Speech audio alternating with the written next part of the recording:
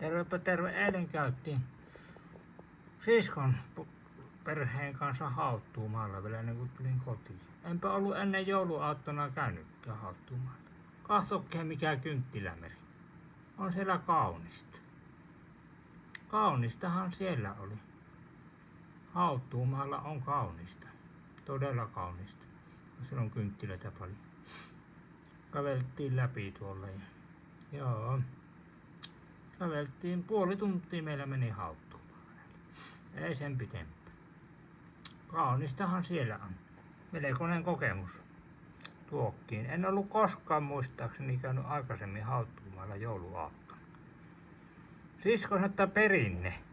Että mikä perinne? En minä ole ikinä lapsena ollut käymässä muijajärjellä olisi mistään Hauttuumaalla. Eikä tullut senkään jälkeen käyttöön joulun. Ensimmäinen jouluaatto oli, kun kävi Hauttuumaalla nyt. Ja minä täytin jo maaliskuussa 38. On se kaunis. Moi.